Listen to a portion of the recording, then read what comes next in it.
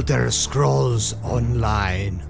Well, this review is overdue about 4 years or so, and to be honest, a review done in 2014 would not have been valid today.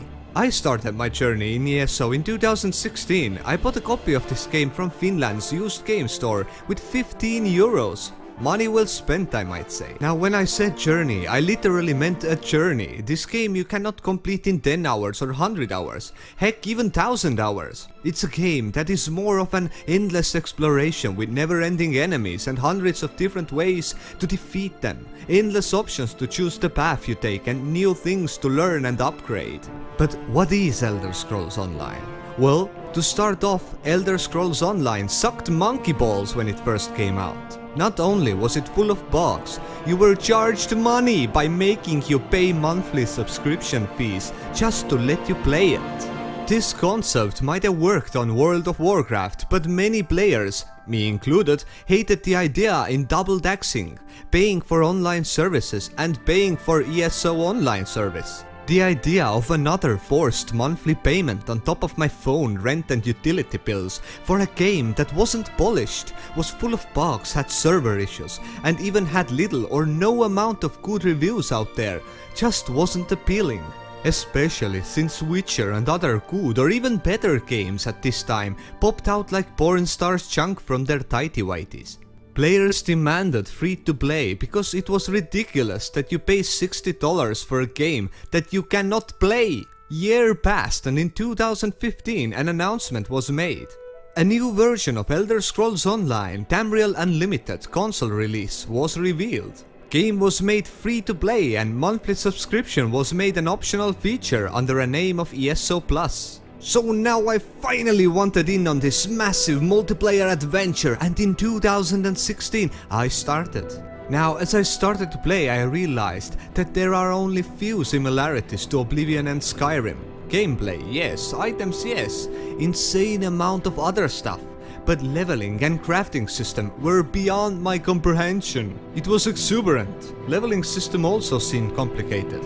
And there was little or no amount of explanation about where you should put your attribute points and why. So in conclusion, I didn't tell the difference between PvP and PvE build, and also I didn't know that I should pick only one magic or stamina build. So if I wanted to kick ass in the end game, I should get this information as soon as possible. So just poor explanation. You need to dig up information from some forums and YouTube videos. Anyways, I was lazy at this. And so I ran into trouble pretty soon.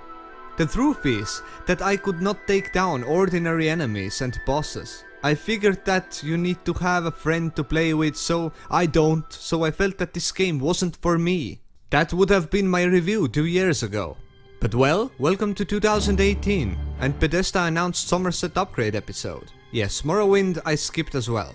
All of a sudden, the need to try it out again returned. I started the game 2 months before Somerset expansion. When I loaded the game, another player was there where I died 2 years ago. And he actually helped me to complete the mission, and I got to move on. So when you first start the game, you need to know what you want to do with your character. You can't just wing it. So luckily, I managed to redistribute all my points to my character again, and yeah, you can do that. So if you get stuck, no problem. The internet will help you out. So you level up to level 50 to get all the attribute points. Those you can put to your overall magic, stamina or health. After level 50, the champion point tree opens. Real fun begins now. All your hopes and dreams can be fulfilled by distributing points there. Every level after level 50 gives you 1 champion point per level.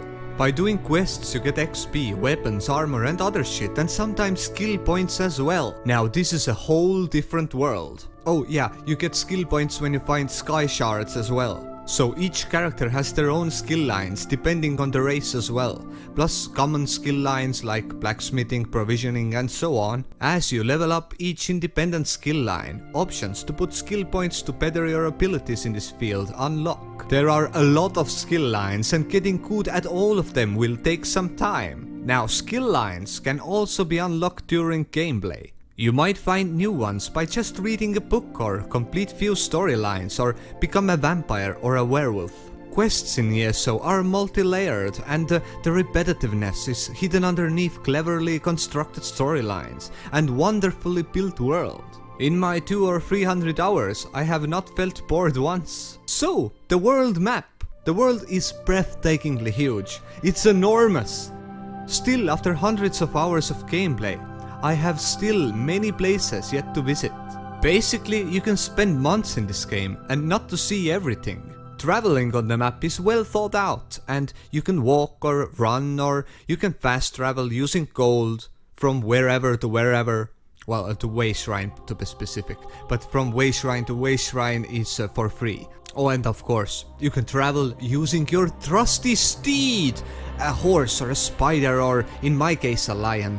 Camels and undead animals and other things are also available. Burning horses and other stuff. Now, what needs to be said is that you need to start training your steed from the day 1. Or from level 10, as you will get a free horse as you reach level 10. But the earlier the better, because steed upgrades last 20 hours. And you can upgrade its stamina, speed and capacity to carry more shit. So every one of those you can level to level 60. That means 180 days of leveling for your horse. So most important in my opinion is capacity, because that passively allows you to carry more stuff. Now the reason why I put emphasis on it is because of the storage room, or rather a lack thereof. And it becomes apparent very soon as you need to choose what you want to take or what you need to leave, or as you progress through your first quarter of a dungeon. So storage room, very important. And of course you can upgrade your inventory bag by purchasing bag upgrades from the merchant. And some stuff you want to keep a long time, and there's a possibility to keep that in the bank, currency as well. There too is a limited amount of space, 100 or to 240 depending on your bank upgrade status. And yeah, you can upgrade that too. If you still have too much stuff, you can buy a house and decorate it and keep your shit over there as well. And remember, there is a lot of stuff in this game you want to keep. A lot of stuff. That includes armors and weapons and everything. So armor and weapons are findable, buildable and deconstructible. Traits and abilities can be added to everything in the game. Main tip for beginners is to start researching traits in the early beginning. These take up to 86 days when researching 24/7. It will help you out later in the game when you want to craft your own armor. And another important thing, deconstruct everything. Starting from Somerset expansion, you are finally able to craft jewelry. Another skill tree to level up.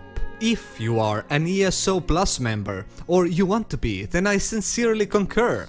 It gives you 2 times the bank space and unlimited bag space in the form of crafting bag, a 10% boost on your gold, XP and crafting inspiration, lessening the time of your traits researches. Plus you get crowns and other useful stuff as well. Luckily, this does not add any pay to win elements. You only gain a little and save some time that goes into running between dungeons and banks. When you have done several hundred levels worth of quests and you think that you know it all, the game manages to surprise you once again. You can travel to Cyrodiil, which is the whole map of Oblivion, and it's dedicated to player versus player. Map is divided between Aldemer's Dominion, Ebonheart Pact and Daggerfall Covenant. All of them are marked with different colors. Battles between them determine who holds the largest portion of support towers on the map. In every 7 or 30 days, the rewards are given. But the good thing is that you don't need to take part in those battles. In fact, I hate them, because I die in 4 seconds, so there are 42 sky shards and endless amount of quests on that map as well. In there you can start leveling your alliance levels, which is separate from the main game. You also gain another skill line. You can jump in and out from PvP as you choose, and everything you earn you will keep. In fact, you level faster there, because of the risk of bumping into another high level player is always imminent. So take your XP boost scrolls and find a friend and go do some levels. And now about playing with a friend. So me and you are pretty much friends by now, right? Yes. Now, I am a loner, and in this game you can play alone as well, but it's much more beneficial to find someone. You can easily notice other players around you doing the same quests as you are. Just go to them and add them to your group. You will gain extra 10% XP each, plus some bosses take time and effort alone, as if you are with a friend it might seem too easy. Map is full of hundreds of bosses, dungeons and quests, and all of them can be completed alone and also in a group. In fact, group dungeons can be a lot of fun if you manage to find a group. I found a group of Germans, and we ventured into this depths of Hades. Sadly, we didn't complete the thing, and it felt like 2 hours were wasted. You can also have pets, a lot of pets, just running around, cats and dogs and reptiles, and you name it, it's there. They don't help you out though, they're just walking around and watching you get murdered. Achievements in this game, there are countless, literally I can't count them, there are so many. Countless of achievements. Completing all of those will give you dyes to color your armor and things, and aesthetic things, but some people find it good and make them happier. So when you finally decide that now it's time for me to buy Elder Scrolls Online, you should consider getting Thieves Guild and Dark Brotherhood to go along with it.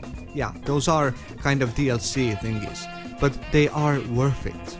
I mean, they're probably just taken out from the main game and they will sell you back, but just buy a used edition and use this extra money to get those DLCs, because that is the shit. And I mean, stealing shit is fun, and with Thieves Guild's quest lines and skill lines, it just feels more of an Elder Scrolls game anyways.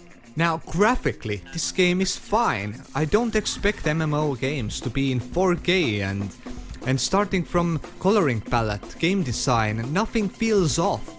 Since maps are diverse and you have deserts, swamps, mountains, snow, paradise islands, you have forests, cities of elf cities, volcanoes, strange unexplainable dimensions, plus dwarven style environments, and you will not get tired of it. Most of the bugs have been removed, and I have yet to find none. Actually, I haven't had a single crash in my 300 hours in. Not a one error. So, perfect. With or without all the DLCs, mega pack expansions, and whole new episodes, this game is worth your time and money. And that is why I rate this game as a 9 out of 10. And I know this review was a long one and long overdue as well. But I hope you enjoyed it. And well, I'm Sillyllamaz, and thanks for watching. Oh, and by the way, hit that like, smash that bell, and if you dare, subscribe as well. Till next time.